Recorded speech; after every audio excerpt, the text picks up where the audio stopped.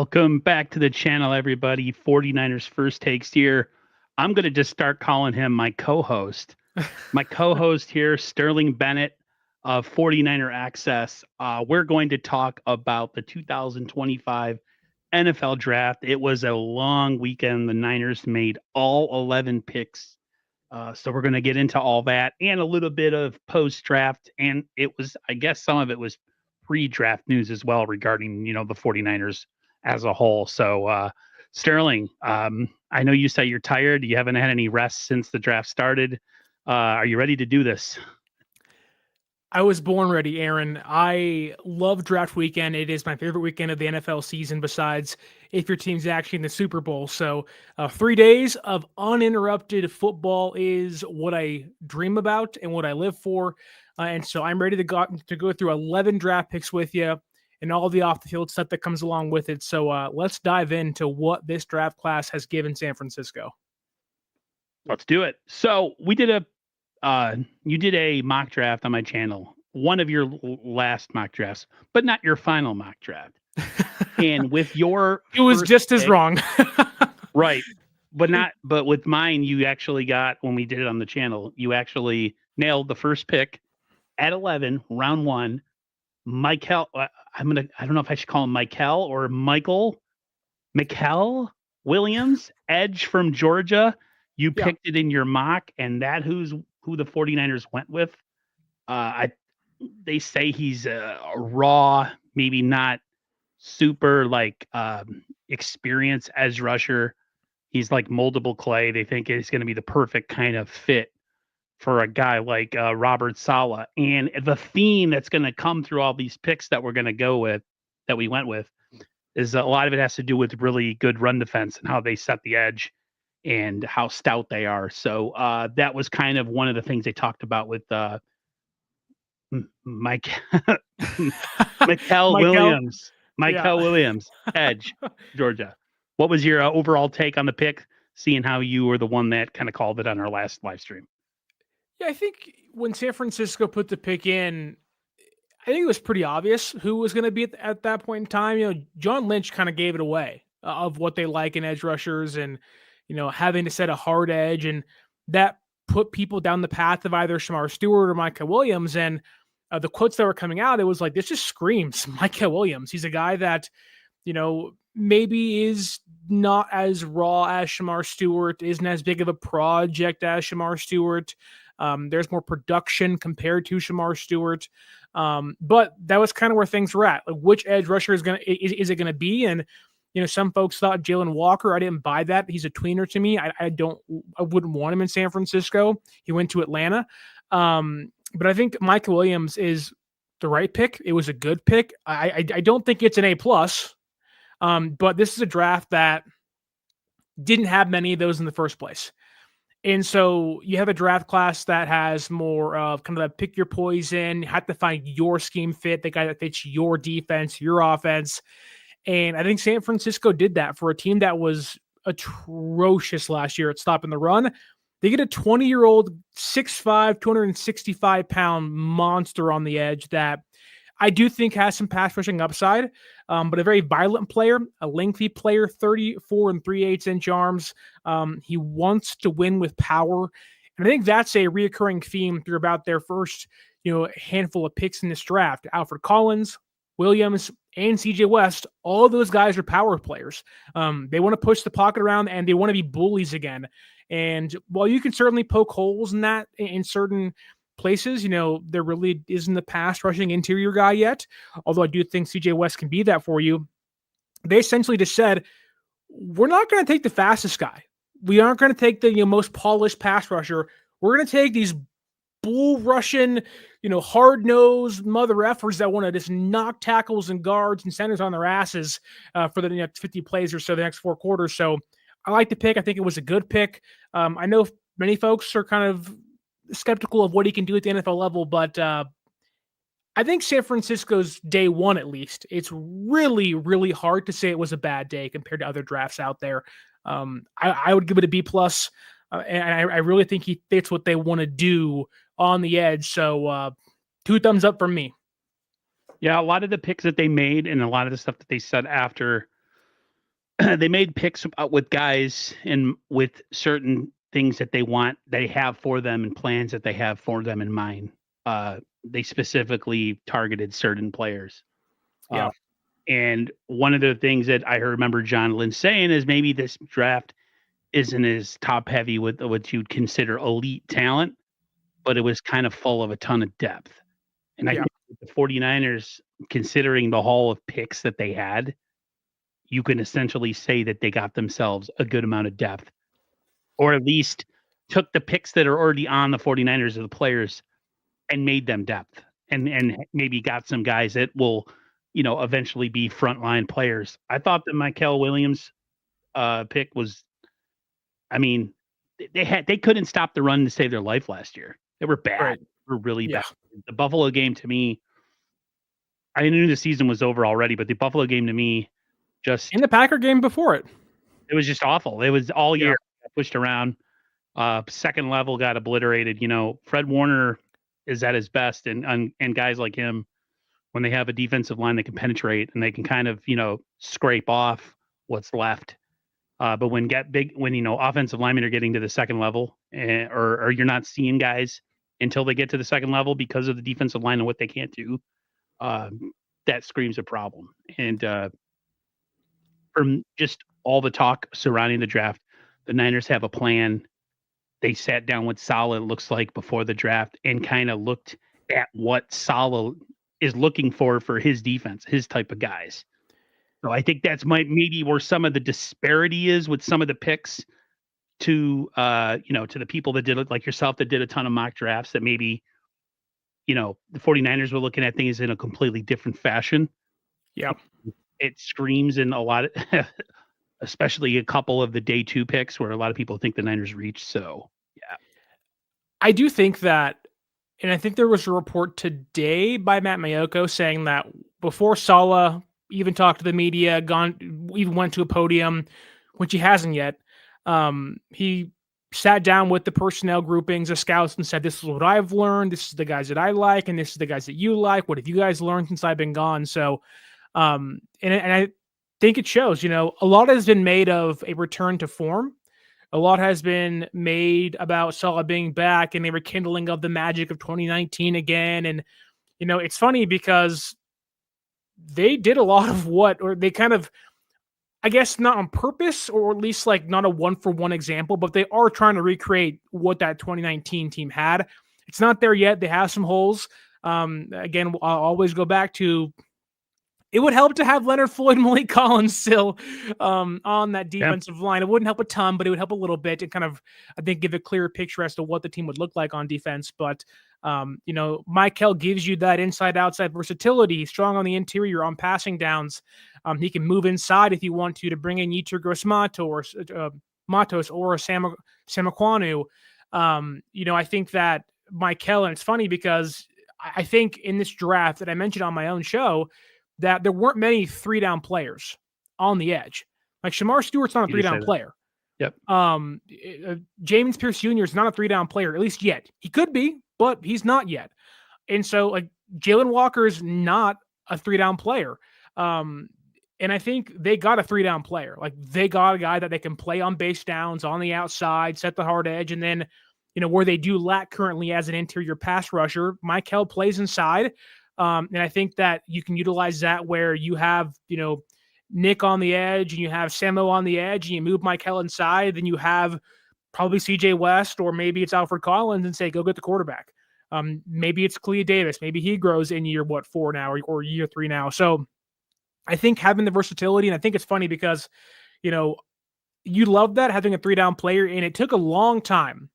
And the comparisons have already been made of Eric Armstead to Michael Williams. Just going to ask you that. Yep. And it took a long time for Eric Armstead for it to click. It took the right coaching staff, a brand new regime, brand new D-line coaches, and the run defense was there, but the pass rush took a long time. And when they started moving him on the inside, next to DeForest Buckner, next to Space Eaters, boom, 10.5 sacks. Boom, looked like a Pro Bowler. Now, I think it'll take some time for Michael to get up to speed, but you're hoping he can have a quicker, I guess you can say, ascension as a pass rusher, knowing you now have CJ West, Alfred Collins, and you don't want to get too far ahead of yourself, but next year's draft, next year's free agency.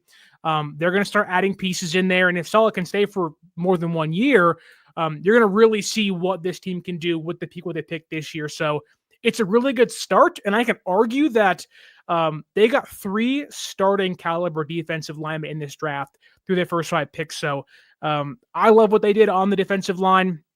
It's pretty clear they said, hey, Saleh, this draft is yours.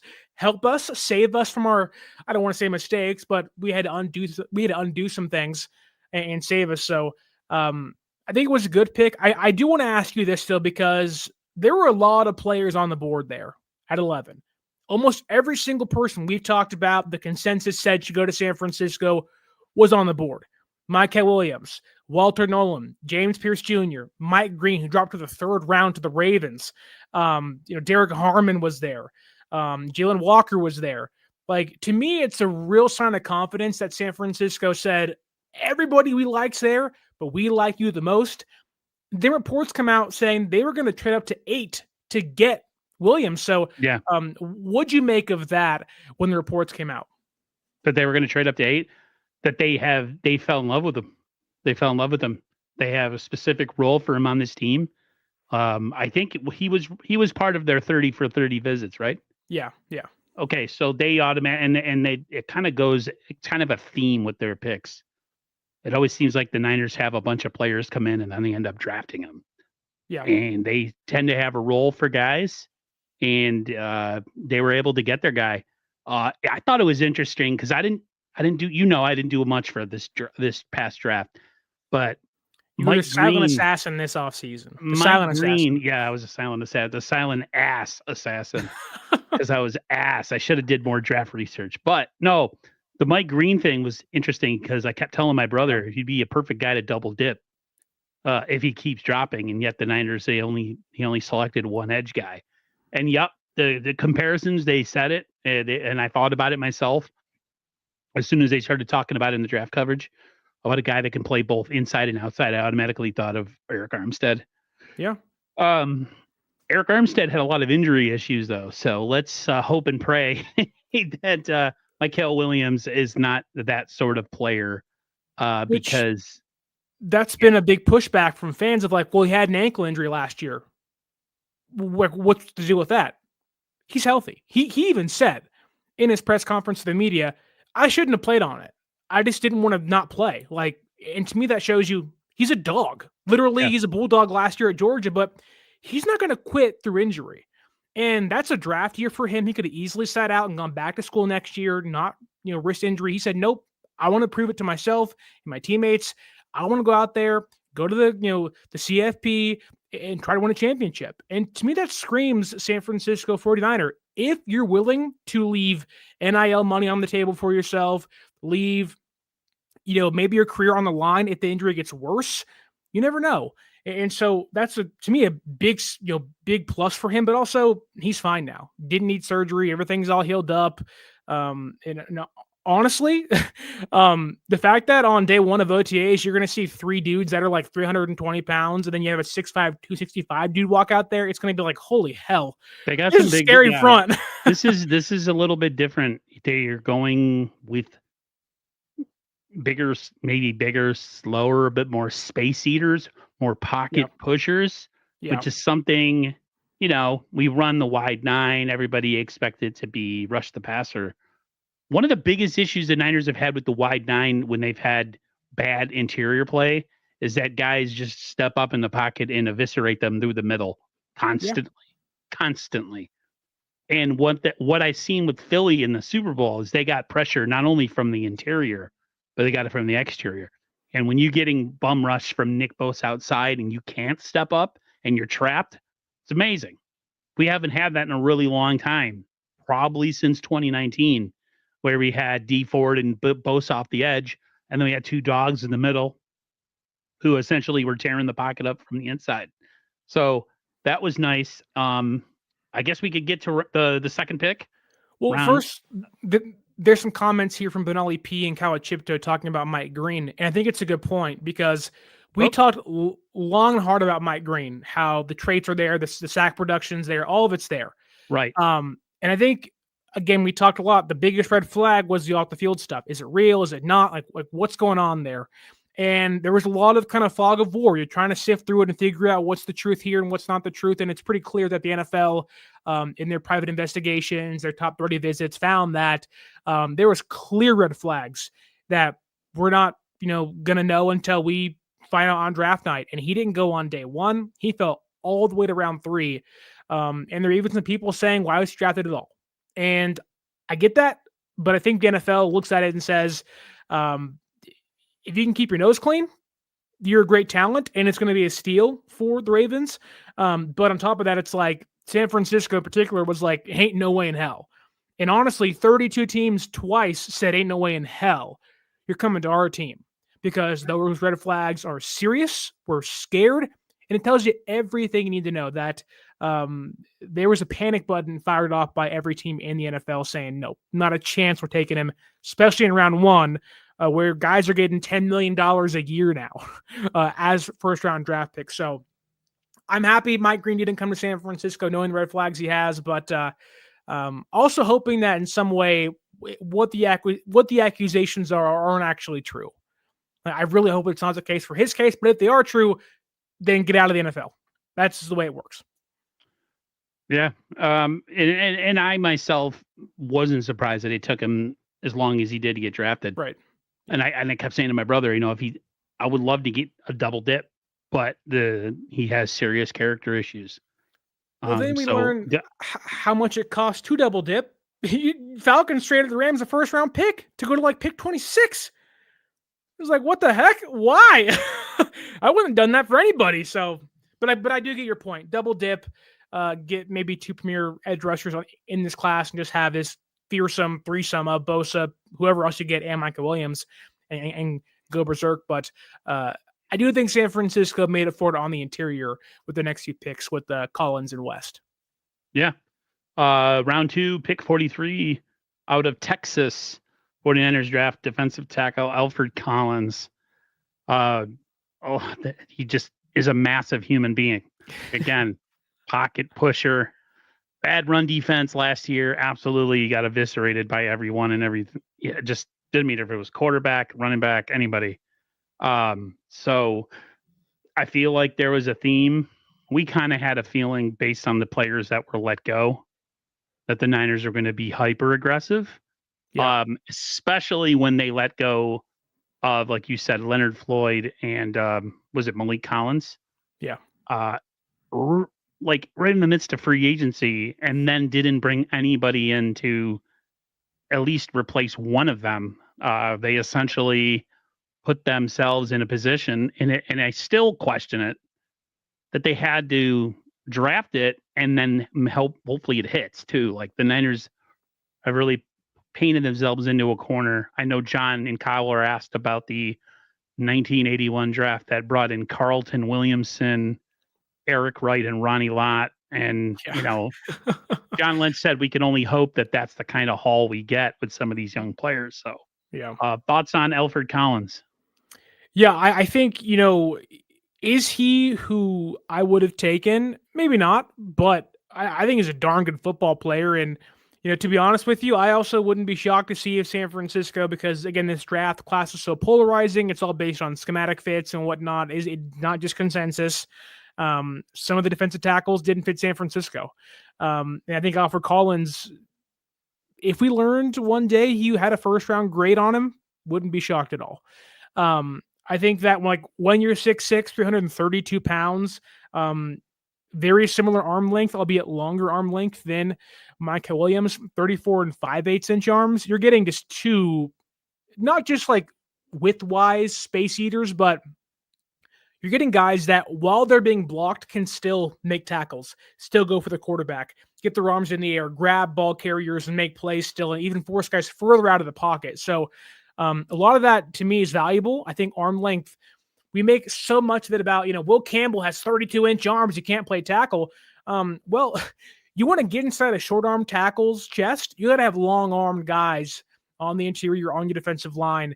And San Francisco, I think, really shouldn't have a problem getting inside guards and centers this year. They have long-armed dudes that can eat some space, get to someone's chest, and then utilize that power after their first step, which, again, you mentioned the Philadelphia Eagles, and they just dominated KC in the Super Bowl. How? Just using the quickest lane to the quarterback, right in the middle. Yep. I think San Francisco got a guy in Alfred Collins that may not give you a lot with the pass rush, but an 85 run defense grade last year at Texas. He's played 64 games the past 5 seasons. So you're getting a durable guy on the interior, which we really haven't had in a long time.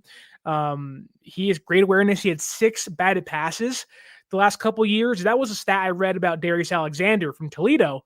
And Alfred Collins fits almost the exact same mold, albeit I think Alexander's a more well-rounded player initially.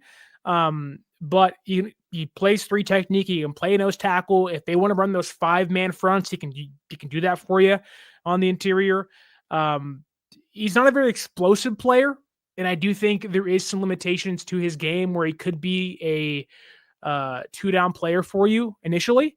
And then on 3rd down, you move Michael in, and he kind of takes his spot. But I do think there is some pass rushing upside. He's a high floor player. A lot of the picks San Francisco made, especially on defensive line, are high floor players, guys that they're not going to be a roller coaster. They're not big risks. Guys that should come in are pretty consistent, may not have like an A+ ceiling, but they're going to give you like a B+ floor. And those are guys you have to win football games.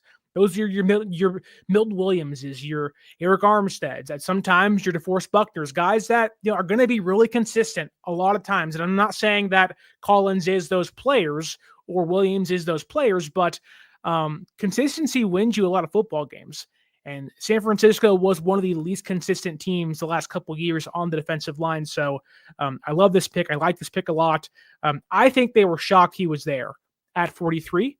In fact, I was shocked they took him at 43, knowing that he's probably going to go early on day 2. So I think it's a good pick. It's my second favorite pick of the draft of theirs, and hopefully we'll get to my favorite pretty soon. Yeah, the Niners are at least going to do one thing right, hopefully next year, and that's stop the run. And then everything else is bonus, I guess. Yeah. They might not be able to rush the quarterback too well, but at least they'll be able to stop the run, and it'll be kind of like a one-prong attack for the offense. And who knows? Maybe a known passing situation. Maybe we blitz more. I don't know. Like the theme that you kept hearing through the whole draft, especially early, anytime the Niners got a pick, was that the Niners were just abysmal against the run, and it has to really has to be said because it was that bad. So I was fine going interior after going edge in the first 2 picks. I was more than happy. I have no issues. Well, it's kind of the inverse of what a lot of us thought they were going to do. Go defensive tackle in the first round and go edge in second round. And they just flipped it. Yep, so it's like, that's perfectly fine. And honestly, like, you can argue they got the best of both worlds there. Like, they perfectly double dipped on the defensive line with their first 2 picks, where they have Michael and they get Collins, who I think you can argue Michael is the best run defending edge rusher in the class. Collins is probably the second best run defensive tackle in this class. And they probably got the best one early on day 3. So they got all the good run defenders on the defensive line. I really think that teams are going to dread, if all that clicks, mind you, has to click and has to work. Got to stay healthy. Teams, right, got to stay healthy. Teams are going to dread first and second down against this team, hopefully as soon as this season. Yeah. Again, the one thing that concerns me a little bit is just the Niners don't have a ton of really good depth. So yeah, health is going to be a major concern. I know they did something with their health department. I forgot exactly what it was, but hopefully that works, because last year was, one of those post Super Bowl hangover years where everybody was hurt, just like 2020. So hopefully next year, including the young guys, we come out healthy, because I would love to see the natural maturation of it's going to be a very young defense.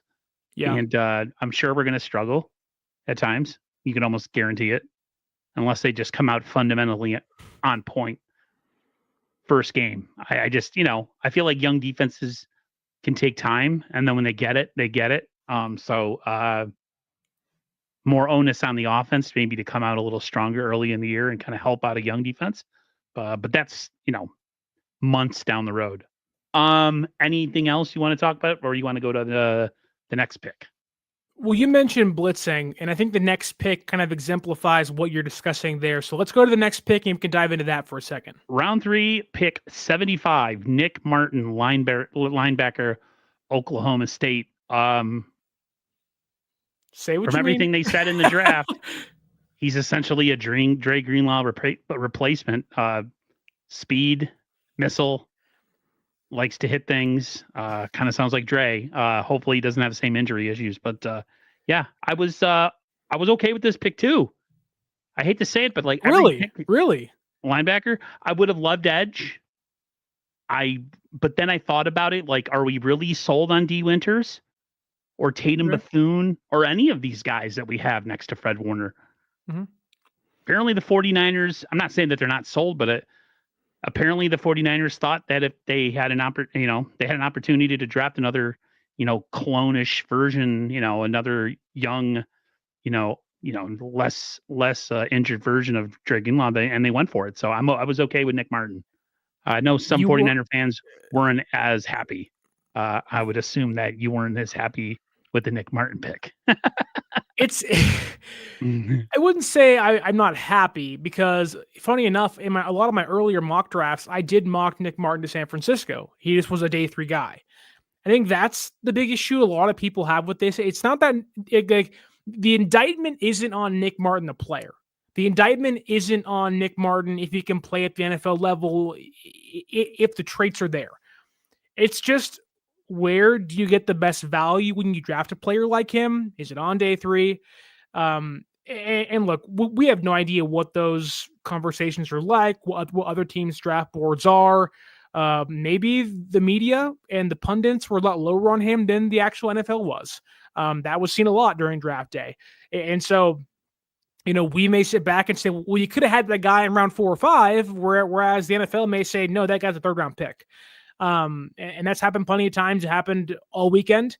A lot of good running backs fell to day 3, late day 3. Brashard Smith goes after Curtis Rourke, and Brashard Smith's really good. Some guys didn't get drafted. Corey Kiner, Cincinnati, Niner UDFA now, probably should have been drafted. So it happens every year, and I wasn't shocked by a linebacker selection. I just figured, get that guy at pick 100, get that guy, at pick 160. But this linebacker class also isn't very good. You saw Jeffrey Bassett fall to late day 3. Guys who I think a lot of us assumed would be there in round 4 or 5, not go to around 7. And so it being that polarizing, it's tough. But I also think that, we talked a lot about last year that Ricky Pearsall was this team's 2nd highest drafted receiver of the regime, higher than Debo, and just before or just after Brandon Ayuk. And that speaks a lot, that they trust him, they believe in him to be a main contributor on their offense. And then this year, Nick Martin's their 2nd highest drafted linebacker of all time of the regime. Fred Warner, then bang Nick Martin. So higher than D Winters, higher than Dre Greenlaw, higher than Tatum Bethune, and other guys. So I think it shows the confidence they have in him. But also, I do think it was a reach, just simply because you have a guy who's 6 foot, 220 pounds, coming off a knee injury, who didn't play much. His tape in 2023 was awesome.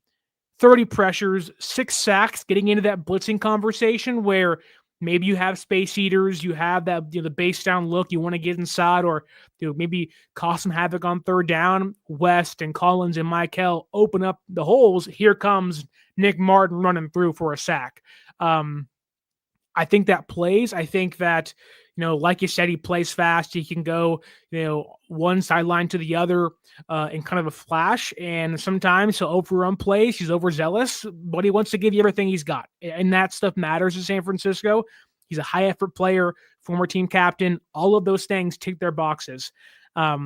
This, I think, is, at least in my opinion, probably the most polarizing pick for fans, because I think, and it's not tied to Martin. It's tied to what they didn't get, and that's the offensive lineman. Because Yeah. at pick 100, they watched the Raiders take back-to-back offensive tackles they had in for visits. And Rogers from Texas Tech and then Charles Grant, a guy who I loved in this draft. Both those guys go back-to-back. And John Lynch kind of in a weird way admitted they thought guys went earlier than they expected on the offensive line, which to me is BS. But I think a lot of people were begging offensive tackle. They didn't do it at all. And that's why this pick becomes more polarizing as the days go by. Yeah, offensive line was definitely if you're on X at any point during the draft. Yeah. Especially with all the defensive picks, a lot of people were dissatisfied that they waited till 7th round to draft a guard. So Connor Colby. I think we could all be pretty honest with ourselves, and we can be honest as fans when we say that the Niners do not value offensive linemen. That is not something that they value. I mean, like, it's been a problem almost a decade. You know, 2 Super Bowls lost by essentially the same player doing the same thing at a crucial point in the game. And here we sit, 2 seasons later, and we're still rolling out, McKivitz and Brendel as our starting center and offensive right tackle. So, well, and now you can honestly argue that this may be their worst offensive line going into the season in the last 5-6 years.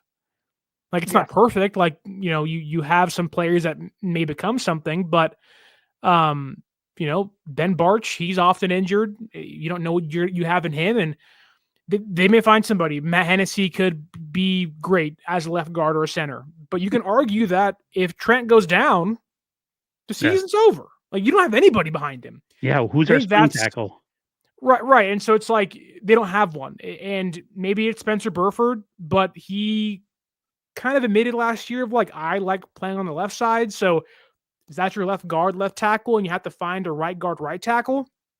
Maybe that's the case, but I think they're going to be in the market for a veteran, whether it's via trade during training camp, maybe it's a free agent, try to poach somebody. But I think a lot of fans' complaints are valid. Yeah. Not at guard, though, but at tackle. That's the bigger sticking point is like... A lot of people wanted to see them get a swing tackle. Exactly. No one said that you have to draft in your first 2 picks an offensive lineman, but at least show some concern that a lot of us have as fans that, and then the fact that and I'm not a Niner poo-pooer, I'm not a misery merchant like the clone clique, but negative Nancy. I had an issue with the tweeting by Jed York before the picks. Really? Yeah, because I didn't have it at first, but then when they were like, "Oh, we know what you want," and they trapped an offensive lineman, I'm like, "It's not a joke." Right. You're having Brock Purdy play behind a Timu version offensive line, and then you get the Philadelphia Eagles, who have, quite frankly, probably the best offensive line in the National Football League. To me, it's just the lack of adding anybody and then like making it out to be a joke. I don't usually get too pissy about stuff, but I thought that was kind of low hanging fruit. Like, why address it in a joke? I think it's a huge concern. Like, I don't know. Well, I have a bigger complaint, not about Jed York and mainly about the Curtis Rourke pick later. I think that pick should have been an offensive lineman as well, but it was a pointless pick. I know we're in the third round, but that skipping 4 rounds, maybe it was unnecessary. Yeah. And to me, we've talked about this last year. The Niners do this thing, and I hate this, where they make picks like a team that just won the Super Bowl who's got a loaded roster. They just throw away picks like, ha ha ha, I picked this guy. It's like, no, ha ha ha. It's a stash pick, and that's the bigger problem to me. Why are you stashing? You should be finding starters. And look, it's hard on day 3, round 7. It's really hard. God, crying out loud. But it's My bigger complaint with the lack of addressing the offensive line, which I think is valid, it's very valid because they didn't do it last year. They got Pooney and they got Kingston, but then they cut Kingston out of camp or out of the preseason. So at that point, they thought he passed through waivers, didn't work out, and he played one snap last year for Carolina, so whatever. But it's like, okay, like you valued him enough to draft him and then didn't want to keep him when you already don't value, well, you may not value, but you don't prioritize the offensive line. That was the word I was looking for. I don't mean like they don't value offensive line. They don't prioritize it. And it's like, so if you don't They showed you prioritize it what they already, prioritize in the draft. which in this draft, and we talked a long time, like they're going defense because they didn't gut the offensive line for a reason. And all that makes sense, but there were so many valuable offensive linemen here. And I get it. You don't want to reach for a player. You don't want to take one because you have to. A lot of fans were just like, well, just take one. It's not that simple. And you can't draft. You can't draft like that either. You can't draft just because you need something and go against your board because your board has players in a place. Which is kind of what John Lynch was saying in his press conference afterwards. But then he was like, yeah, we really could have drafted an offensive lineman, but on your big board, it just doesn't make sense to do it considering what their need is and where this like, you know what I mean? Like we already thought, or at least you thought maybe they reached on Nick Martin. Essentially, if they would have done that with an offensive lineman and picked him 2 rounds early, I'm sure the fan base would have been happy, but I'm sure within their war room, they wouldn't have been so happy. Which is crazy too, because like a lot of fans just see positional need and go, well, get offensive linemen any means necessary. Get that guy. And look, I do think there were players they could have taken. You had 11 picks. And this is my, I think, biggest complaint about the lack of addressing the offensive line. I like Connor Colby. We'll get into him later in the show, and I think he fits what they want to do. He can be a backup on day one for sure. But you had 11 draft picks. Yeah. You knew this class was going to be very thin on like legitimate tackles that meet the criteria for one, your offensive scheme, but two, the arm length measurements, the size measurements. There wasn't a lot of those guys in this class. And so when you know that, you have to look around and say, okay, other teams are going to covet this. They're also going to make moves and be aggressive. We have 11 draft picks. I don't have to take a punt returner and a quarterback. I can package those picks, move up 1 to 2 spots, and get Charles Grant in early on, day 2. And maybe it's Logan Brown from Kansas or Marcus Bowe who goes to the Giants. Like, there are plenty of players out there that, may not be great, but you still need a tackle now, and you left there empty-handed. And again, my bigger complaint is like, well, you had the ammunition to move up, to get one of those guys. You didn't do it. You sat back and you said, nope, we'll get him next time. And at times that worked out. You got Jordan Watkins, you got Jordan James, back-to-back picks. They love those guys. They wanted those guys. They played the board right there. But later in draft, they were from pick 160 to 227. You didn't move at all. And maybe they tried to, but like, do you need Curtis Rourke and Junior Burgeon? No. Sure, you like those guys maybe, and you value them in some sort of way, but I think my biggest complaint is the lack of aggressiveness to find tackles in a really weak tackle class, knowing you watched your swing tackle leave to the team that beat you in the Super Bowl not once but twice, and it's probably going to start this year for them, and left you empty-handed. Like, you had a need, and a pretty big one at that you didn't address. For all the good you did, that's like the number one thing of like this, like, why? Like, you needed this more than a kick returner and a 4-string quarterback off torn ACL. Like, you can find those guys way later as UDFAs probably. Yeah, I totally agree. I mean, I like the pick of Nick Martin specifically because I'm just not sure about the linebackers that we have. Yeah. Being as good, if not better than Dre. So apparently that must have been a concern within the organization, but you're right. Towards the end of the draft, when you're picking you're stashing a quarterback that you don't really need, and you shouldn't have drafted, coming off some serious injuries. It's questionable. again, they do this thing where they draft almost like they just came off the Super Bowl.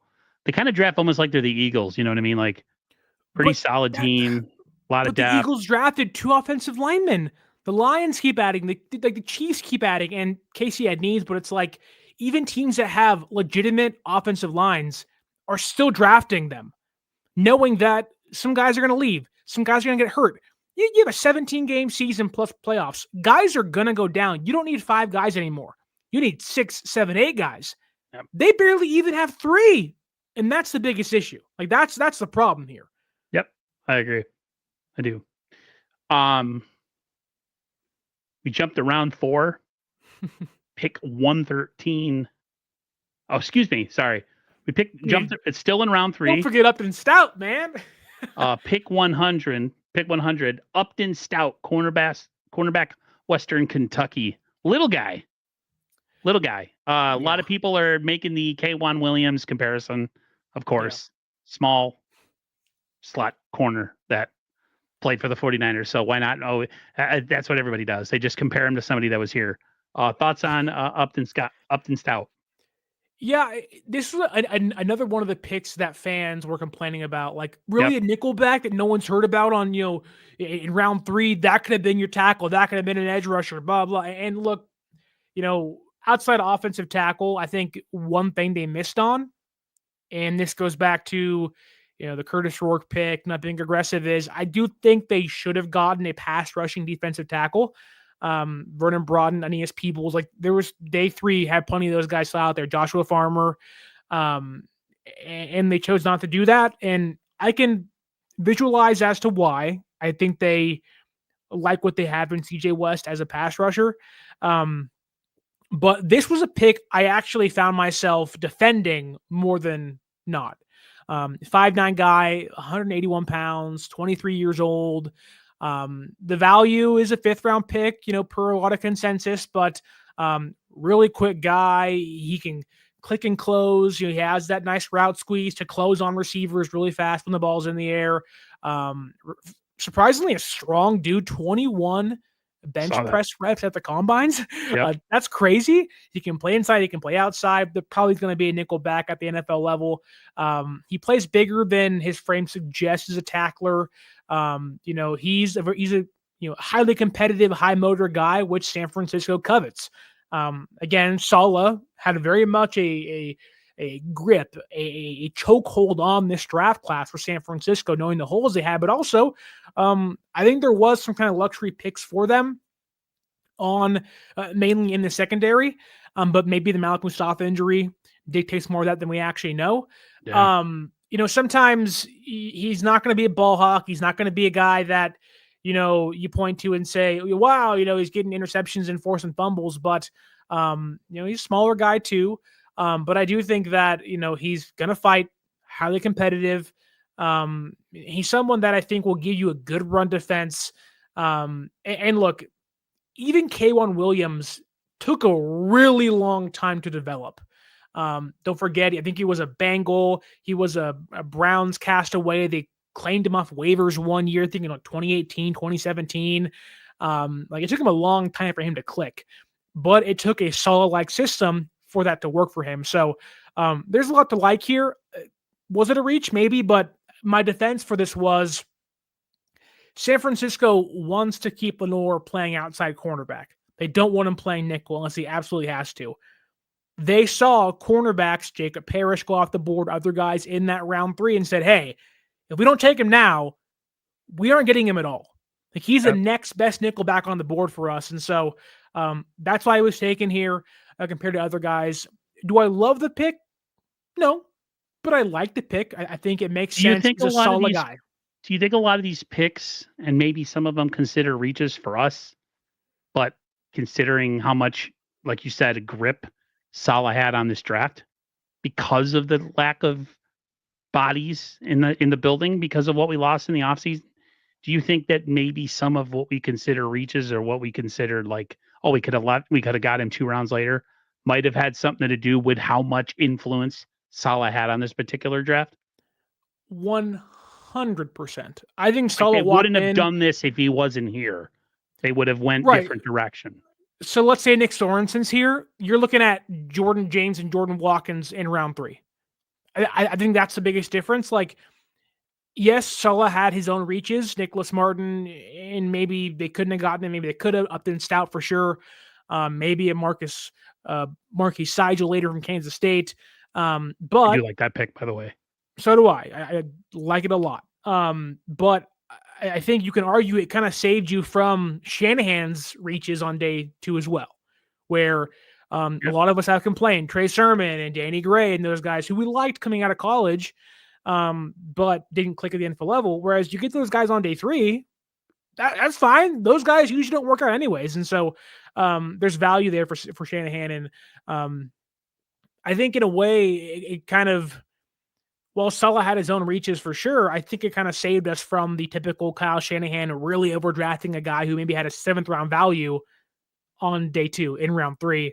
And you get some guys that can actually compete for a starting job on day 1 in Nicholas Martin and Upton Stout, where this team wants to have nickelback where they don't really have one as a backup. Like, it's Lenore, it's Green, and then it's Trey Brown, Darrell Luter Jr., Siren. None of those guys play on the inside. Stout can for you. So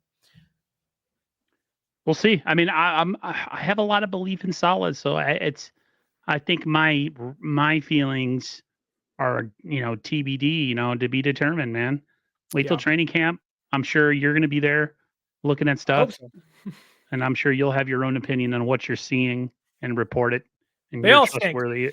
You're trustworthy with that. You're not a narrative-based content creator who already has something in mind. Like, I already know what I'm thinking, but I'm just going to go to camp just to you know what I mean? Like, no, I'm going to go with an open mind. Because I feel like you're the type of person that you might not agree with the pick, but you're okay being proven wrong if that person ends up being way more than you could have ever imagined based on your draft rankings. Whereas some people will be like, I don't believe in him. Guy turns out to be a great player, and they still they won't give the credit that, oh, maybe it was a good pick. So I'm looking forward to you going to training camp, and hopefully, I can't necessarily say you're wrong about stuff because we don't know. I mean, look, that's the thing though, is like, I don't mind being wrong if the guy's good. Like, hey, I'm not paid to be an NFL scout. I wish I was, but that's not my job. And so if you have the right to, and you can have those opinions and be free with them, because you're not employed by an organization, so you don't have to follow or toe any company line, specific. And and if I'm wrong on a player and they're really good, then that means the team's doing their job right. And if I'm right on a player and they're bad and that they had to pick him early, then I'm like, well, there needs to be some recalculation here. Mm-hmm. And, I think, I loved Danny Gray coming out. I was wrong, and I'm cool with that. Well, it wasn't great. San Francisco also had egg on their face for that too. That's how things work. You got to say you're right and wrong at times. With the Jordan James pick, I would have loved to have DJ Giddens. We'll see who's right and wrong there. But I also like that pick a lot too. So it's like, it doesn't really matter. Yeah. It only matters if they end up being really good next year. And, maybe we get a playoff team out of this kind of a unproven, we don't know where we're going type team. Round 4, pick 113. Yeah. CJ West, defensive tackle, Indiana. Love it. Love it, man. This is the best pick of the draft, an A+ by far for San Francisco. It's a steal on day 3.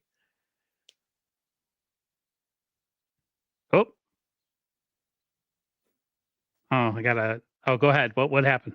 I don't know. I was talking and you weren't. No, I just saw something pop up from Twitch on my screen. I don't know what that is. Yeah, go. Yeah, I mean, I'm okay with defensive tackle. I think the defense really needed it. So this pick is so good, man. Like, I don't want to overhype it because then it'll be like, oh, he wasn't that good, But dude, he's just. You can I don't want to make the 1-for-1 comparisons, but it's like if Mike Hell is Eric Armstead and Alfred Collins is Forrest Buckner, like this is DJ Jones. And I don't want to do that because it's really unfair to the players. They're different people. They're different from different places and all that stuff and whatnot. But dude, this is a 6'1", nearly 320 pound, just bowling ball, fudged up, thick in the thighs, thick in the gut, with just mammoth arms. Not length, but it's like he has like meat clubs wanting to smack dudes in the face and push guys around. He's a big old dog, and you need those guys on the interior.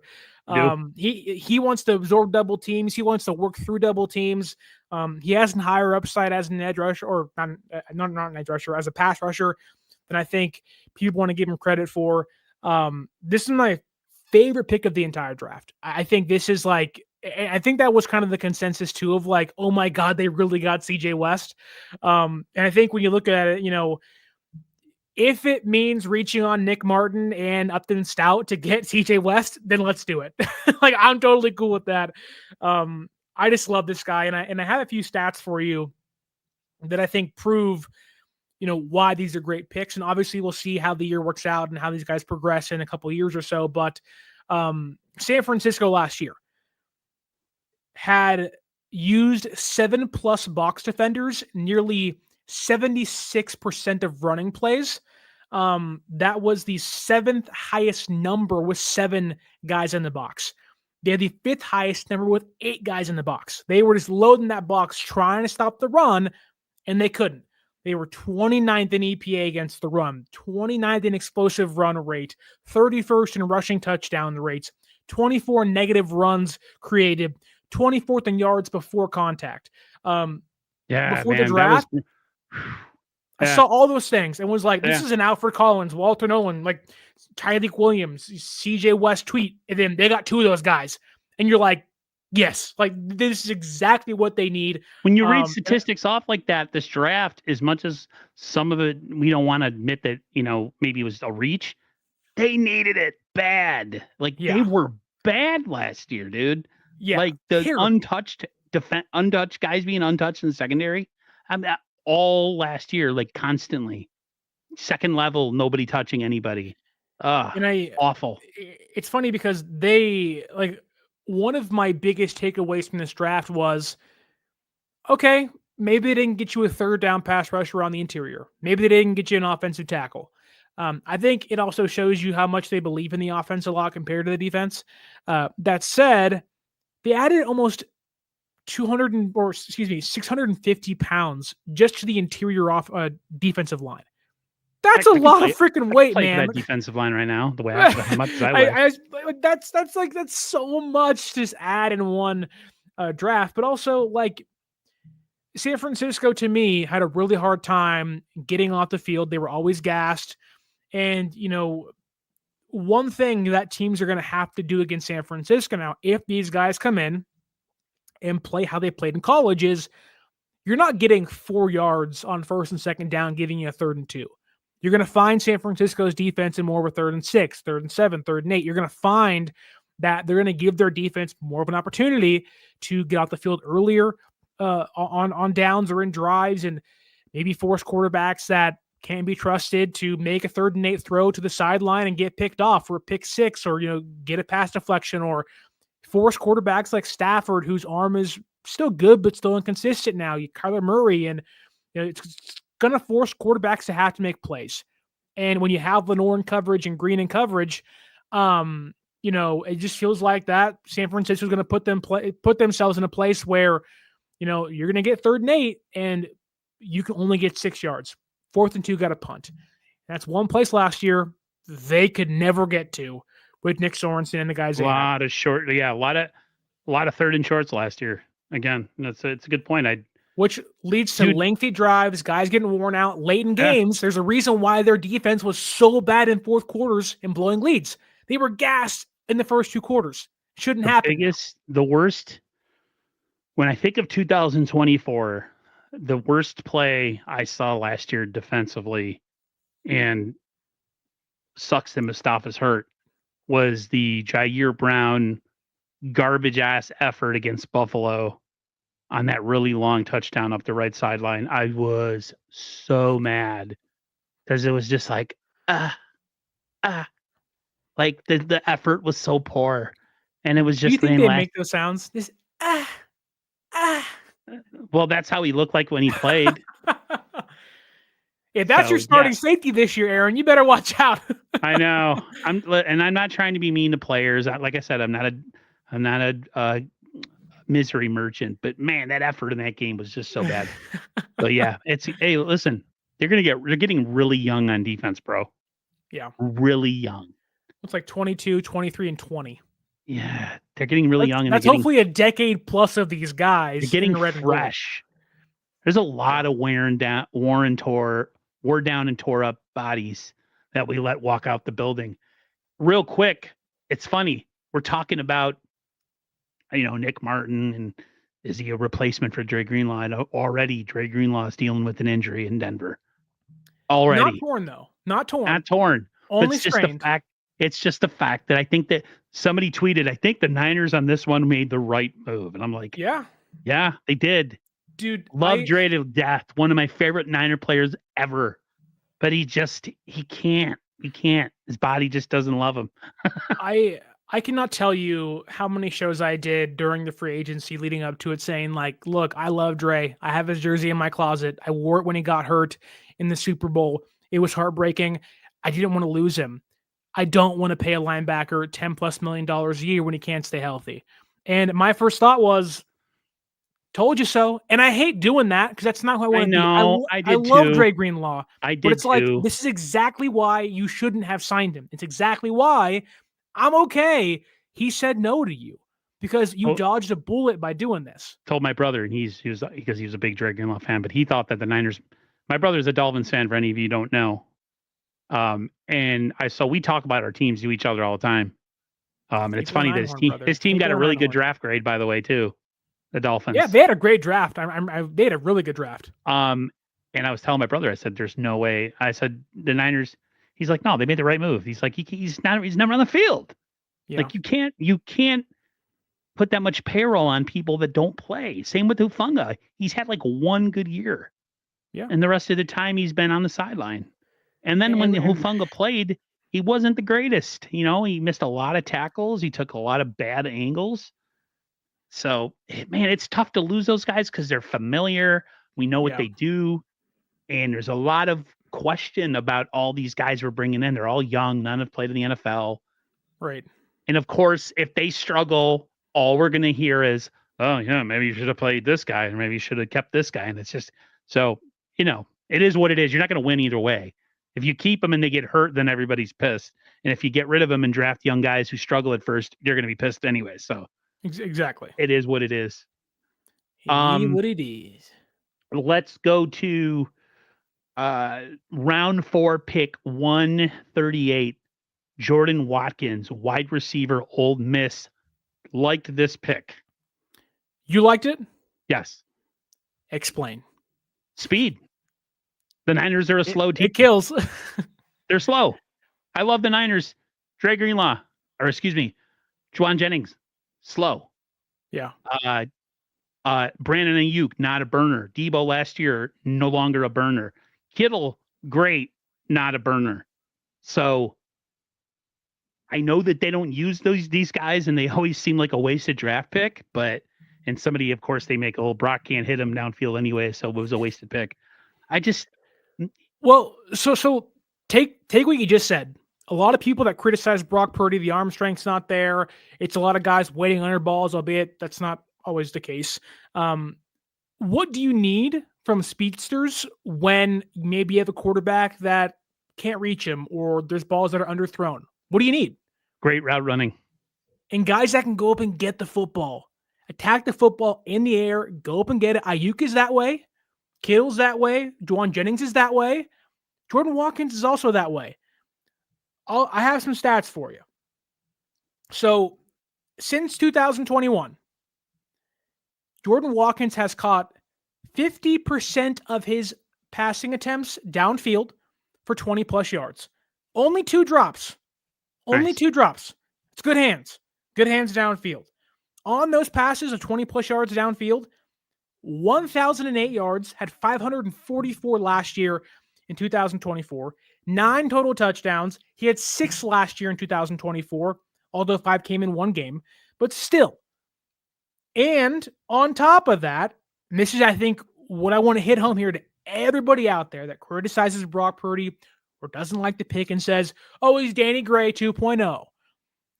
I get all those conversations, and to some point they're valid, and you can get into the nuances of this, that, and the other. If you're going to have a speedster that you have a quarterback you don't trust to throw the ball deep, 60 yards downfield, 45, 50 yards downfield, you have to have guys that can go up and get it. Who was picked at 10th overall in this year's draft to the Bears? Colson Loveland, tight end. I was out just of he has a Michigan. weird left. Yeah. Like a guy that went top 10, number 1 tight end overall in this class. 35% contested catch rate. If I told you Jordan Watkins, who is shorter, who is a smaller frame, has a 55.6% contested catch rate over a top 10 pick, what does that tell you? This guy goes up and gets it, attacks the ball in the air, has the speed. Now, look, you can maybe get into the weeds and say, well, Shanahan stashes a player or two. He's a wide receiver. The doghouse is there. There's some effort problems every once in a while. But he's bigger than Jacob Cowing. He can play inside. He can play outside. He can play the X receiver. And all the talk of Brandon Ayuk may not be here in 1 or 2 years' time. Well, Jordan Watkins may be a player where you start hearing the chirping of like, he had a pretty good rookie season behind Pearsall and Jawan Jennings, Demarcus Robinson. And if Watkins can make a splash where Ayuk's going to be out till November, Robinson might get popped for a suspension, there's a real pathway for him to at least get some playing time early. Also, a punt returner, 7.9 yards per return, 36 attempts for around 300 yards over his career and 1 touchdown. So he's got versatility, he's got speed, and he has really good hands. Sounds good to me. Sold. My biggest issue is Kyle. Kyle is really the factor in all this. All that sounds amazing, but we also know Kyle drafts guys and never uses them, or drafts guys and stashes them. This is not a stash year. They can't afford to stash anybody. You let Debo go. Except he shouldn't even have been drafted. I don't even know. We shouldn't even cover that. We have to. You don't have, like you said, Ayuk might be out till November.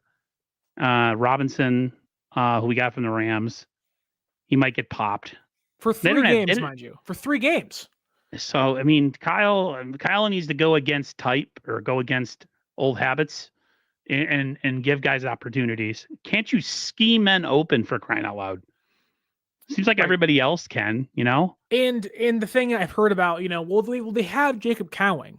Cowing's a tiny dude, and he's a gadget receiver. I think he's a bubble screen and a half every single play. Do the end arounds. Like, there's ways to utilize your players, and I'm hoping they can do that this year with Cowing. But it's like Watkins may push Cowing off the roster. Yeah, like that may happen. Or that was the talk of social media. Is that this pick could spell doom to Jacob Cowing, and whatever. He hasn't done anything in the 2 years, or 2 years? 1 year. 1 year has been on the team, so much for that. Whatever. I don't really get too close.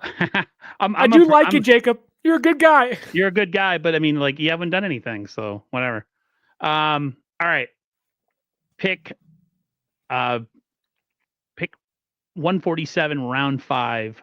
Jordan James, running back, Oregon. We knew a running back was coming right about this time. So thoughts on Jordan James? A lot of comparisons to Watson, JP Mason. Deshaun? I don't know why I said Watson. Oh, God. Jeez. There is a lot of comparisons to Jordan Mason. I get that. I think, when you're 5'10", 208 pounds, you're 21 years old, you're a guy that has good contact balance, can fight through some hits and tackles, can fight for the extra yards, doesn't have blazing speed. Once you get into the open, you're not going to make guys miss. It's more, I want to run through you than past you kind of player. The one thing I do really love about Jordan James, and I hope you can give me an answer here, is that, one, no fumbles in college, great hands, no fumbles at all. But the other thing is, Grendo is that wide receiver, boomer bust, wide zone back, where it doesn't have great vision, but once he gets in the open field, it's like he's gone. kind of player. You have McCaffrey that can do it all for you, receiver, inside zone, outside zone. Whereas Jordan Mason, see, there you go again, Jordan James, they really shouldn't have drafted the guy with the same first name. That's going to be a big problem for a lot of people this year. We got to call him like Bill or something. I don't know. Bill James out of Oregon, running back for the San Francisco 49ers. He's an inside zone guy. He's in between the tackles, decisive runner, find a hole and go kind of player. A little bit of Frank Gore. I don't want to go that far. He's going to be a Hall of Famer one day, but he approved the pick. You're right. He was coming off 2 torn ACLs in Miami. He's a guy that just sees a hole and says, go. He doesn't dance around. He's not going to go, Grendo and be like, I'm impatient and just, run into his own guy. He's a patient runner, has good contact balance. But the one stat I have for you, and I have it on my show too, where did San Francisco struggle the most as an offense last year? Which portion of the field? Red zone. Yeah. Jordan James had 15 touchdowns last year. Okay. It's really nice. All of them came in the red zone. So inside the 20, he sees red and says, I got to find some saloon font somewhere. I got to make sure I'm celebrating touchdowns because I got to put this puppy in. There is no, waiting to see if it happens. I'm going to make it happen. So that is the one stat where you're like, oh, okay. Like, this guy is no nonsense. And once he gets inside the 20, it's give him the ball 3 times, 4 times, and he'll carry it to the end zone. So he essentially we'll use McCaffrey from 20 to 20 and then say, get off the field, old man. We're going to put in, what I call him, Bill James. Bill James. Because he's got the same first. Okay, we'll call him Joe James. How about that? Is Jordan Joe? I mean, at that point, just call him the Michael James and throw back to the Harbaugh era. That guy couldn't run for crap. So many bad picks in that era. Kendall Hunter, Michael James. So bad.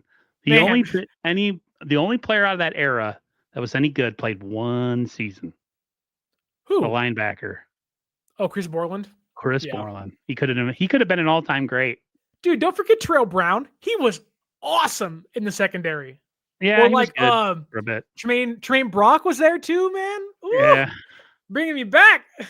Good times. It was my early 30s, man. That was like, I was like 12 years old. I was because it had been so long for the Niners, and for me, it was like they're good again, and then just like that, they weren't. Dude, it was a flash of like, you knew that Harbaugh era it was so stressful and uncomfortable, and it felt weird. Like, you knew it wasn't long for it. If I've got anxiety watching press conferences, people in the building were just like, oh my God, get out of here. Like when your head coach is like about to pull punches on Jim Schwartz in Detroit because he touched his back incorrectly and running him down the other sideline. You're like, what's going on, man? What are we doing? High tension everywhere. First, you got a coach that pulled his pants down in front of players. And now you're having a coach get into a fist fight after a game. Wait. Or shows up to the who pulled their pants down? Singletary when he was here. Really? Yeah, you've never heard that story before? I've never heard that story. I don't know exactly what he was flipping on about in the locker room, but yeah, he dropped trout right in front of the players. I know. For any fan. Yeah. Dude, they used to call that thub tumping back in the 90s, man. They were just, I get knocked down and I get up again. Like, man, that's if crazy. My coach drops trout and shows me his butt, I'm out, dude. Like, he said he wanted winners, man. How committed are you, man? You got to get back. What are you willing to do to show people that you want to win? Pull your pants down. Mike Singletary was saying, you're going to get double cheeked up in the locker room with me. Exactly. Man. I don't even know what to say. Yeah. You want to go on to the next pick? Go to the next pick. All right. Round 5, pick 160. Safety. Marquise Sigil, Kansas State. Yeah, this is... He's really fast, they said. Like, he cover a lot of ground. So the one thing I've kind of read about him and saw from him at Kansas State was that Kansas State team was very feisty. Smaller players, undersized, wanted to punch up on people, and you love that. You can play free safety, you can play slot, he can play strong safety. Like, he can do a lot for you. Very versatile player on your defense. he has the speed to be that roaming free safety, can cover a lot of ground for you. The one knock I really have seen in coverage is he leaves a lot of passing lanes open because he doesn't diagnose coverages a lot very well. So I don't think he's a day one player for you. I think he's a guy you have when he's healthy, play behind Brown and Mustafa, maybe working here or there behind Pinnock and behind Grant. I don't think he's a day one player for you. But I do think on special teams, he can play nickel, maybe in a, the good thing about this is both pieces they took in the secondary, Sigel and Upton Stout, they can play nickel and safety. Both those guys can. So you now have two nickel safety hybrids that can do what you like, have some speed, can cover some ground for you that I think, not to say, Sigel is like a double dip of like the same player. Jimmy Ward they are type? different. Right, where like you have where Jimmy Ward didn't want to play nickel anymore, which was smart of his choosing. But he's not very grabby, that being Sigel. I just think a lot of it is San Francisco values versatility. If you can play safety and nickel on the defensive line, you can play inside, outside, be a 3-tech, be a 5-tech, be a 9-tech, you're gonna play a lot.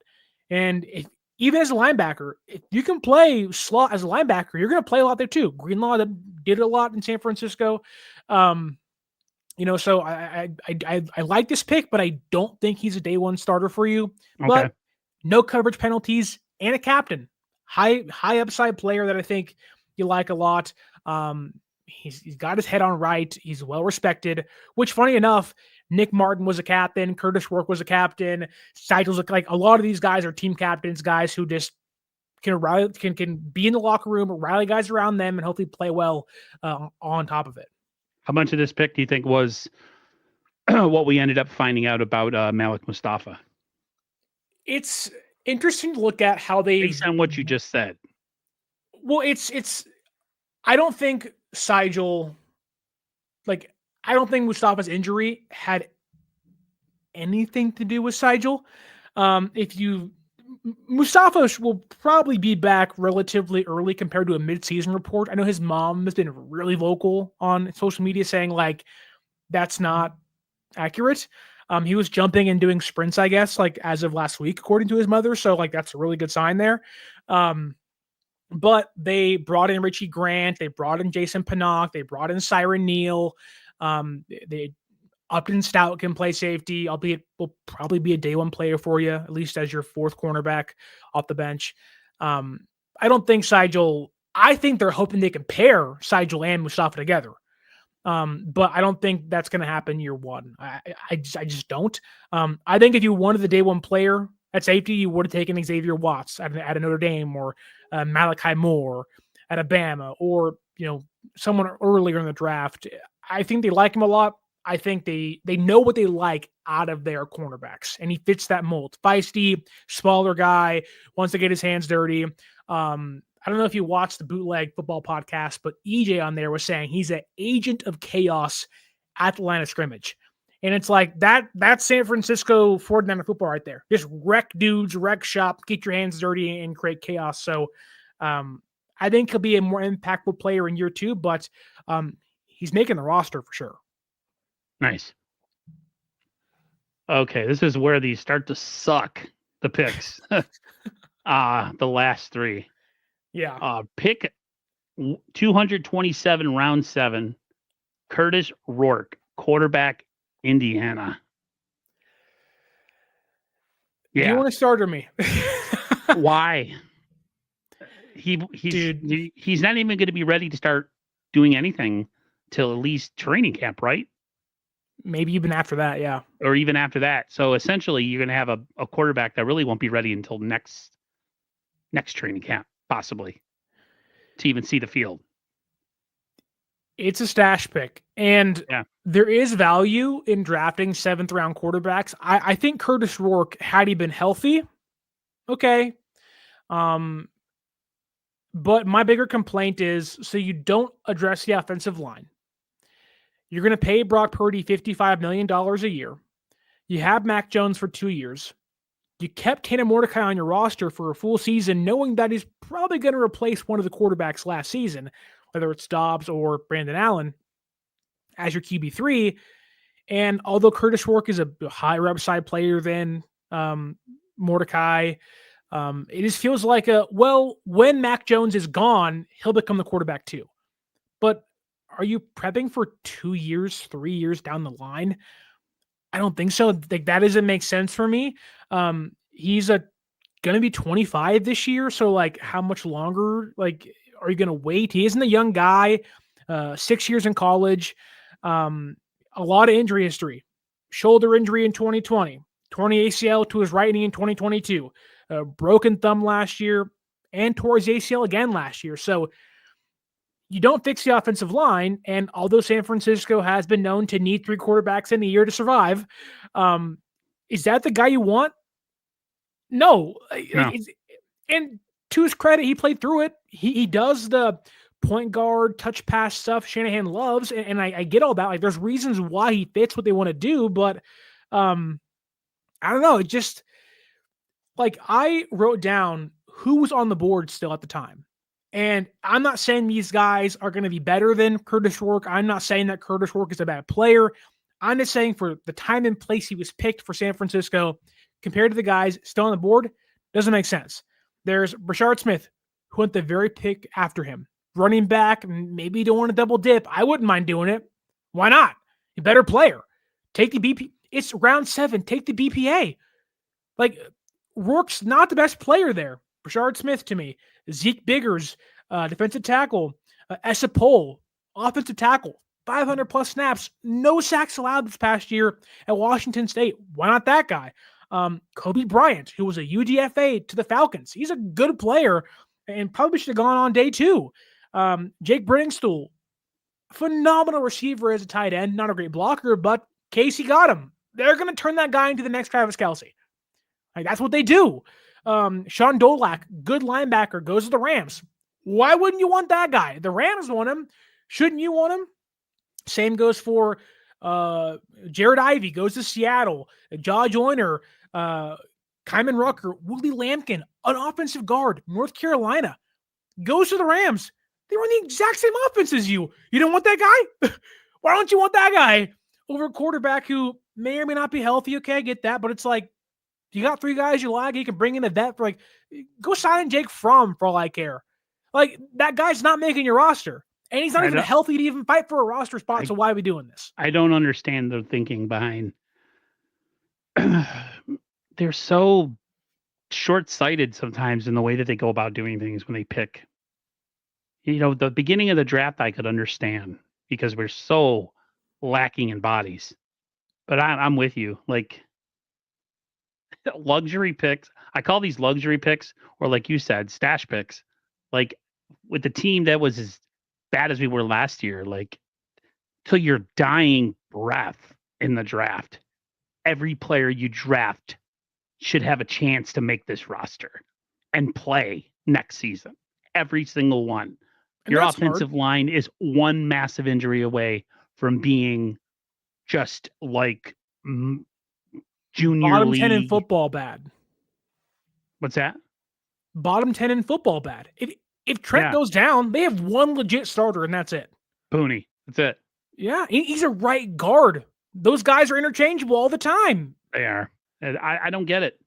I don't get it. Like I said, I'm not trying to poo-poo because I thought this draft, they kind of painted themselves into a corner. So you understand that they took, 6 defensive players? You get that. But to not touch offensive linemen until the second to last pick and then joke about it on social media, that's the thing that pissed me off. It's like, it's not a joke. Like, Aaron hates fun. He hates I don't like fun. When it comes to certain things, I'm very moody. Let's talk about that. Round 7, pick 249, Connor Kobe. What a name mix. That's weird. Guard out of Iowa. Am I wrong to love this pick? No, you're not, because you just wanted anything at this point, right? That's all he wanted. Oh, a body. Yes. Finally. Well, it's interesting. It's like when you're hungry and somebody puts rolls with butter down on the table and you're like, yeah. I'll eat anything. Just give it to me. It's the way the Niners went about the offensive line. We've we've criticized it here. Fans are criticizing it all over social media, and for a lot of right reasons. But the way you look at it, I think they walked away with two really good offensive linemen that fit their scheme in particular. And I think that's kind of the big point of like that needs to be talked about. And I've talked about it with fans on social media. Well, there's a guard there, just take him. There's a tackle there, just take him. Some guards and tackles don't fit your scheme. Like Tyler Booker went 3rd or 12th overall to the Cowboys. He can't run wide zone to save his life. He's a gap player. The Ravens, the Cowboys, the Bengals, like he didn't fit San Francisco at all. And so just seeing a G or an OL next to someone's name doesn't mean they fit you. And that to me needs to be a more heavily talked about conversation amongst fans that don't get it. Like Right. just because it's there doesn't mean he fits what you want to do. Just because the grocery aisle has 17 different breads or spices doesn't mean you want paprika in your pie. You don't do that. Like you don't want cumin on your steak. You don't want to put marshmallows. I don't In know your bologna sandwich. Oh, exactly. Like you just don't want to do that. Like it doesn't make sense. And it's for Connor Sorry. Colby. Like he really fits what San Francisco likes to do. 6'6", 309. He's played right guard. He's played left guard. He's played tackle in college. 32-inch arms, so like right on the cusp of being a legit tackle.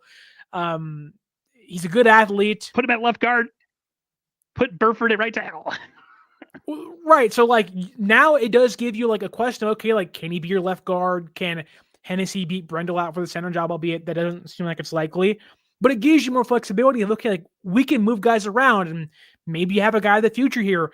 My thought was in a pinch, if McKivitz goes down, Pooney goes to right tackle, and Connor Colby plays right guard for you. And of course, you don't want that to happen. You want McKivitz to be healthy, and you want Pooney to stay where he's at. But I have stats for you, and I think there needs to be a more dissection into Iowa offensive linemen because the big critique is he's not a good pass blocker, and I think that's true. But it's a pad level issue. You're 6'6", you don't have leverage. You got to get lower. Guys are going to eat you up. Inaccurate hand striking is a big problem for him, but also Iowa never passes the football ever. It is the Caleb Johnson ground and pound wide zone scheme, and that's all it was last year for them. As a pass blocker, only had 305 attempts. That's nothing. Like at college, that's nothing. Like that's like a month for an NFL team. It feels like that's like Joe Burrow's like 2-week stat line with Cincinnati. Like right. So that was only 40% of their offense, and that was the lowest rate in the Big 12 entirely. Like they just don't pass the football. But he's a really good run blocker. He was the 8th ranked zone blocker, run blocker in the entire CFB last year, like the entire league. So again, fits their scheme, fits their system. Also wasn't flagged once, so you're not going to get called for holding. He's a clean player. I like it a lot, man. I like it a lot. There's one more stat here. I know it's been a lot, but Iowa ran behind him 58 times last year for nearly 400 yards, almost 6.9 yards a carry, 3 touchdowns and 16 rushing first downs. If you combine the center and right guard kind of gap they have, 850 yards, 6.9 yards per carry, 9 touchdowns, and 37 rushing first downs. That's Shanahan right there. You want to ground and pound 40 times? That's what he likes to do. That's all Connor Colby did last year at Iowa. So I love this pick. Love it a lot. Nice. Yeah, I wasn't, when you get to this point in the draft, I always look at any pick as extra. But considering where they are with offensive line, and how needy they are of depth, I think Connor Colby makes this roster. To be honest with you, at least you would imagine, right? They just Wish they would have done more earlier. Even the pick before. How happy would you have been if Curtis Rourke would have been a tackle or a guard, or maybe they go back to back with two guards? How would you have been with that? Is the Rourke pick that much of just a head scratcher that like, hey, this draft gets a totally different look or grade if they go back to back offensive linemen?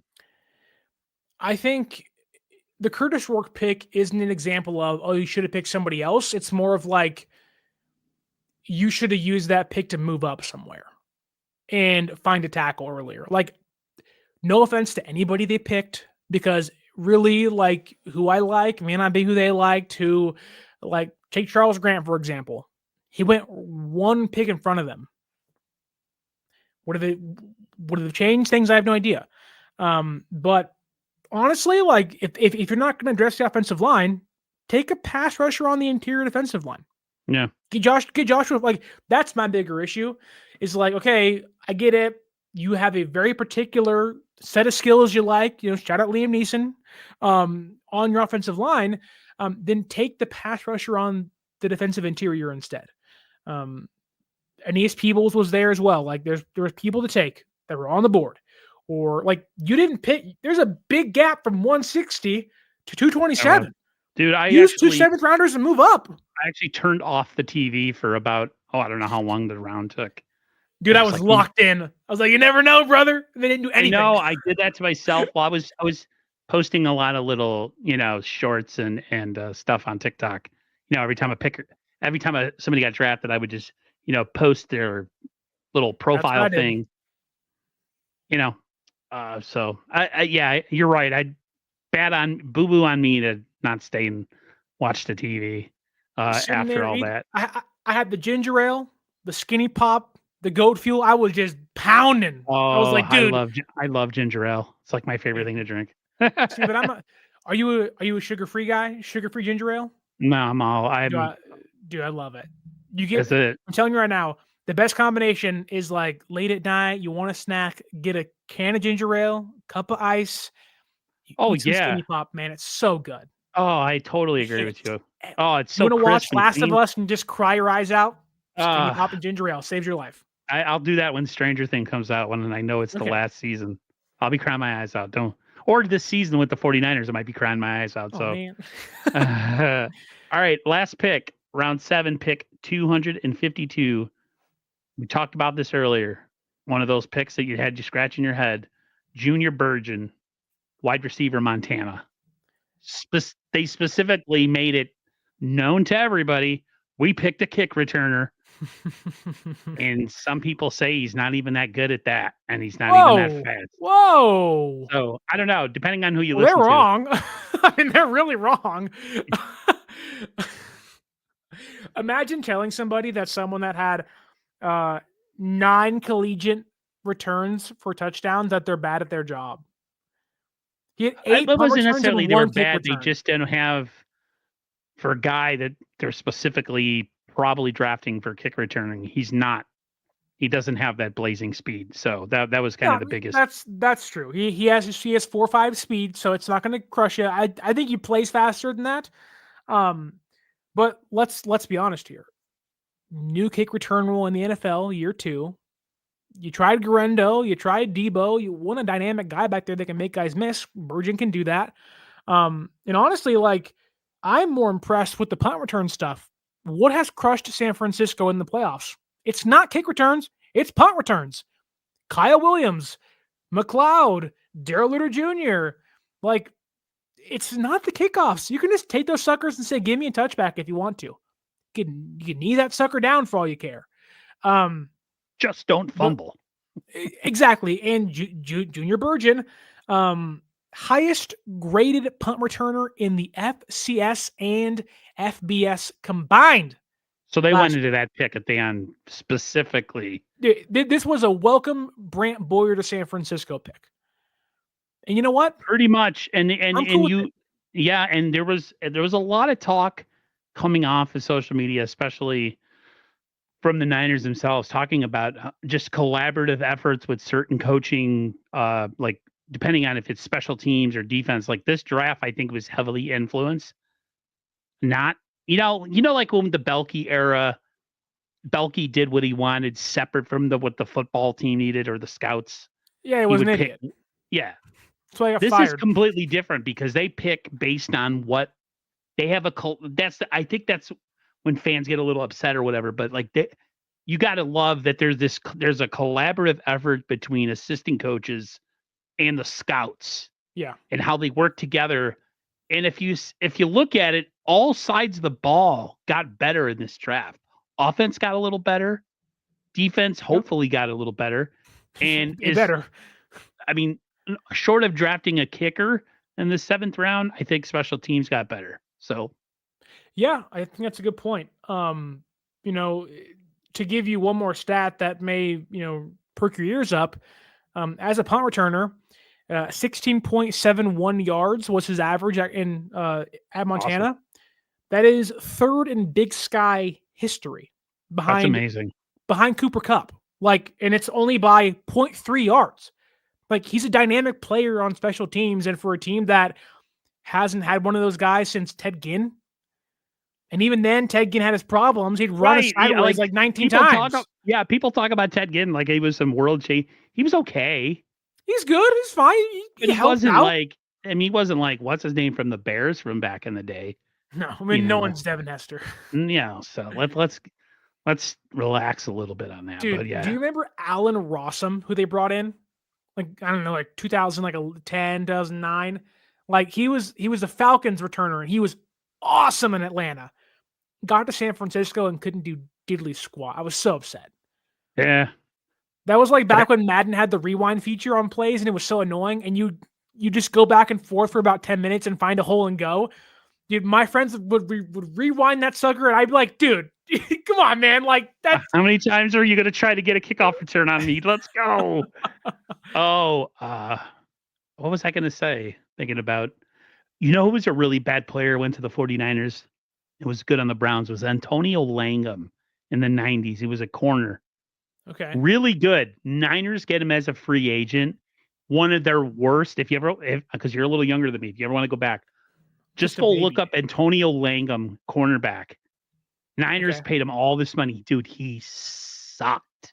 See, I was thinking Nate Clements and Braylon Edwards and those guys. Braylon sucked, dude. I remember I think it was his first game ever in San Francisco.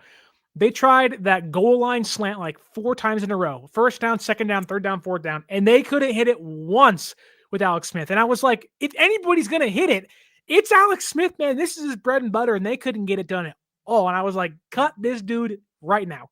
Terrible. Wasn't Braylon Edwards a good player and then he got injured or something? I always forget. He was awesome in Cleveland. He was the number one guy. We all said, wow, Cleveland actually has a weapon. Goes to San Francisco and just couldn't get it done. Yeah. Terrible. What would you give this draft? I personally gave it a B-. Okay. Based on needs, based on them painting themselves into a corner. If you're going just based on the premise, then I give them a B grade. Won't get an A, won't get an A+. Then the minus just comes from what you brought up at the end with a stash pick with a quarterback that you don't need, who by the time he gets on the NFL field, he might be 27 years old. Why? Maybe. And waiting as long as they did to draft an offensive lineman. That right there will give you a minus. But I just thought overall, based on what they needed and based on just the way that their offseason went, they kind of did what they said they were going to do, and they went out and did it in the draft. So for them, I'll get a B. Yeah, I think I would give them if you broke it up in sections, I think their first 5 picks are a A- for me. I like all those guys. If you want to go even further, I think they got an A+ on the defensive line. I think they aced it. Those are the best guys. You got them. Outside of Mason Graham, you can say they got all the thumbs up and they got it. But then you add in the Nicholas Martin reach for me, and then you add in their Curtis Rourke pick. I think I end up a straight B or B+. I really do like what they did. Me too. I being GFF objective. doesn't. I mean, I think last year, Warren Sharp had him at 28, and they were awesome. So it all depends. Like, which is funny because PFF will tell you, wow, all these players are really good, but the draft was bad. And you're like, hey, that makes no freaking sense. Like what? Like, and I think people don't know this, but when you're using the PFF mock draft simulator, and it's supposed to change next year, but the last couple of years, it's only one guy's opinion. It's not the entire database. It's one guy. And that guy's because I great. noticed that every time you did a draft with the 49ers, Mike Green was always available at the exact same spot. Like it never moved. So I found that kind of weird. It's Trevor Sikkema, and he's really good at what he does. And I'm not complaining about him at all, but it's just like it's one dude. Yeah. It's not a collaborative scouting effort of like all these guys are here and there. Just one guy making his opinion known, which again, he's great, but just one guy. Yeah. Real quick, we can just touch on the news and we can get out of here. I was going to touch on UDFAs, but we could literally go for for a while. Malik Mustafa injury, we talked about it. Yeah. Late, very late. We found out about that, but it might not be as bad as we thought. So that's a good thing. I just thought it was just a kick in the freaking cojones after the draft. So it was like the golf club to Joel's head. That's what it was like. It was like, gotcha. Really? Like, really? Like, feeling great. 11 guys signed or drafted. Which guy do you like? Oh, it's a B+ draft. It's a B- draft. Well, everyone's feeling pretty good. And it was like, you just got smacked across the face. I was like, oh, this sucks, Warner man. and Kittle both are in contract negotiations. Nothing really new to report that. There was a report that Kittle wouldn't report. He ended up reporting to, I don't know exactly what kind of off-season programming they're doing, but he apparently was there. So that report was poo-poo. And then the Niners brought in kicker Kenny. You want to help me with his last name? Almendaris. The Niners need to have a competition at kicker.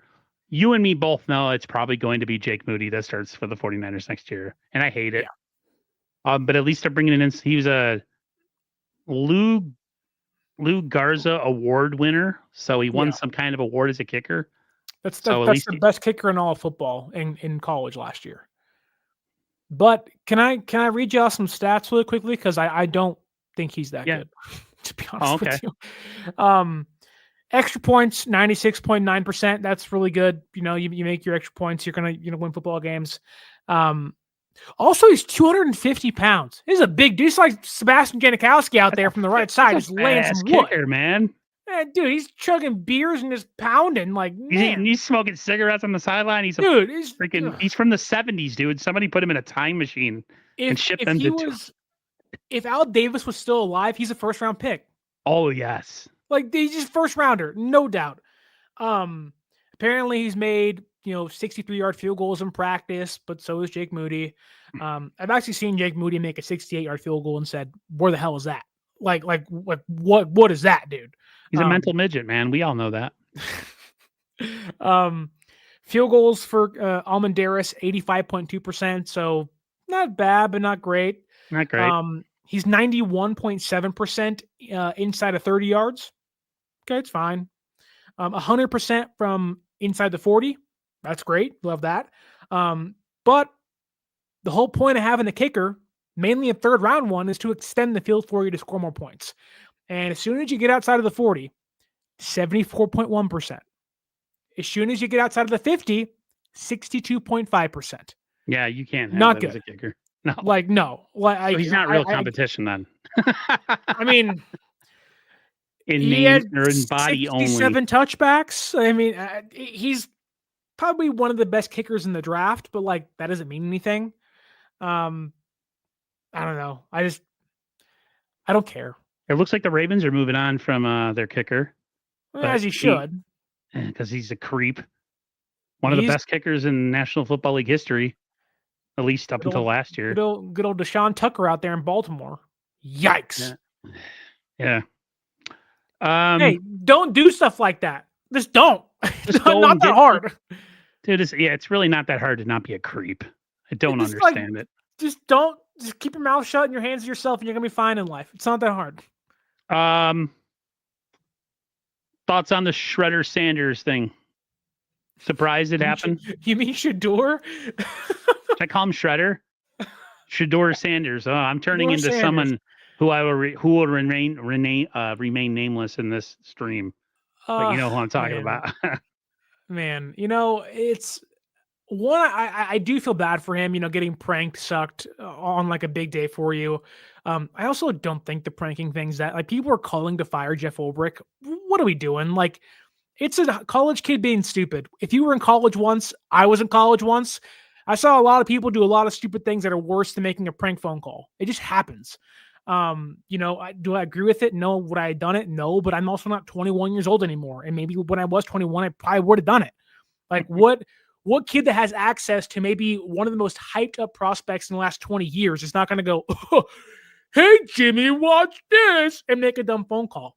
It's kids being kids. And it's rather harmless compared to what could have actually been done, But in regards to Shador himself, he's not a great prospect.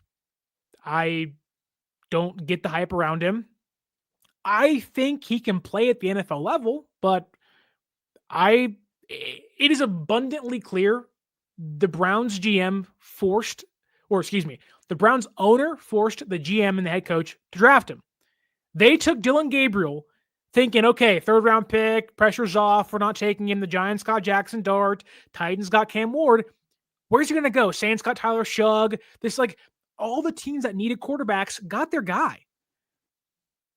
People didn't want the diva stuff, the circus, the media circus, the Dion convert. They didn't want any of it. And if you don't want to buy into the fact that there was bad interviews and stuff, okay, it's fine. But don't trust me. Don't trust anonymous source. The Brian Dable one, the big report coming out with Brian Dable, that is a bad look. Where apparently they did some sort of installation stuff, and he wasn't prepared. I didn't hear that. Yeah, and so Dable got upset at him, and they didn't like the reaction of like how Sanders reacted to Dable being upset at him. Like there was this whole report. I don't know. I'm probably screwing it up, but essentially there was this report that his visit with the Giants and specifically Dable went horrible. Because my understanding was that teams felt like he was trying to be in control of the interviews, which isn't how things work. Like, especially when you're not that great of a prospect. But like even then, some players have attitudes, and some people have, they have their egos. And look, to play in the NFL, you have to have somewhat of that. Like you have to think you're good and have to know you're good. And so I don't mind that. But like if I go into a job interview, I am in no means in control. I sit there with my good posture, my tie on and my polo shirt, or my tie and my button up on and my blazer and my resume, and I go, yes sir, yes ma'am. You do the things you're supposed to do to make yourself look good and pristine. And it just felt like from a personal level, they didn't feel like he did that. And it wouldn't shock me. And I don't know Shador Sanders. I'm probably never going to know him, so take that for what it's worth. But I'm also not in those rooms interviewing quarterbacks, and a lot of GMs and head coaches saying like, my job's on the Giants, their job's on the line. If they fail, they're going to get fired. Yeah, and you're not bringing in a guy like that with that kind of situation. Right. And for the Browns, who are trying to get away from the Deshaun Watson stuff, it's the exact same GM, exact same head coach. Like, they want to get away from that stuff. And look, Shador is nowhere near Deshaun in regards to what the off-the-field stuff was, but they just don't want a sideshow.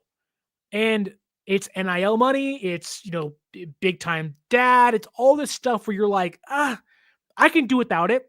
And the difference is, if Shador was like a A1 prospect, he would have got drafted earlier.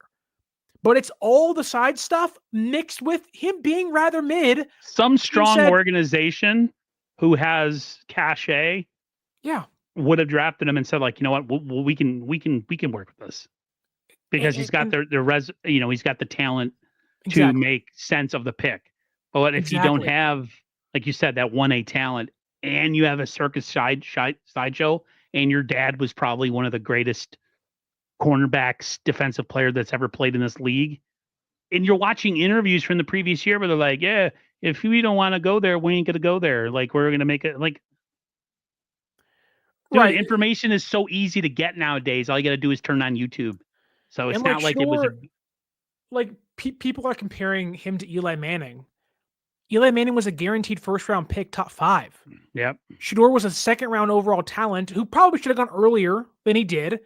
But it's, again, you being a mediocre prospect that sure has some upside, but it's you're a backup quarterback. And he may be a backup for 10 years and may play well.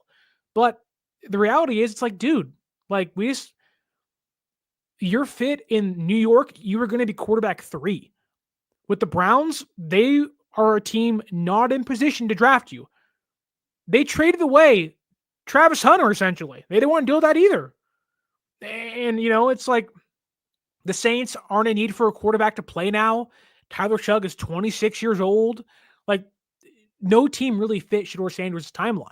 And he is in no tier to be making any demands. And even if you were great, I don't even love what Manning did either. Yeah, it was never a good look either. Him and his dad. Come on. Like, that's an awkward interview. Go back and watch it. It's super uncomfortable. Everyone's like, this is unprecedented. Like, you don't do that. You don't do that stuff.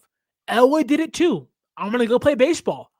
If the Colts draft me. Like, even the guys before them did it wrong as well. It's a dream you have.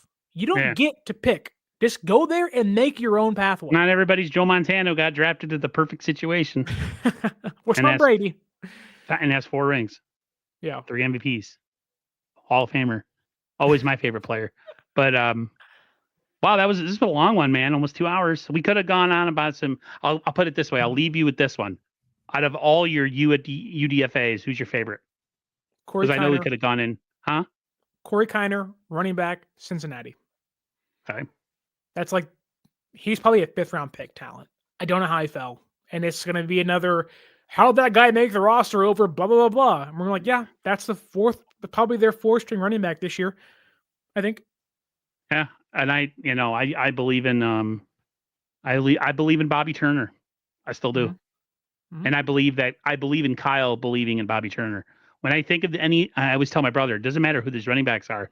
Bobby Turner, as long as he's on the 49ers, the Niners are going to find running backs working at Walmart, Target, working on one of those sign guys that are on the side of the highway when they're doing construction work. Like, they'll find them anywhere, dude. So right. I'm happy. But we got a long ways to go. We have a schedule drop in a couple weeks, so we could probably reconvene, grab the rest of the guys, and that ought to be interesting. We can. I already have. I'm going to say now. I think the Niners win 10 games next year, maybe. Okay. So that'd be a wild card team. But didn't the Rams go 10-7 in 2023? I think so. Right. Same timeline. So we'll see. And the Rams had they haven't had a lot of draft picks. They got a couple good defensive players last year. Step up for them, really young players, which is awesome. And I look like the Niners kind of went down the similar path. So, but hey, man, thanks for coming on as usual. I love your insight and I love your knowledge. Definitely got to get my ass ready for the draft next year so I can at least sound like I have some knowledge about what's going on. I piggybacked off Shredder Sanders over there. Yeah, Shredder Sanders. His name's Shador, people. Sorry. But everybody take care who was here. Thank you so much for coming on, and we will see you next time. Peace.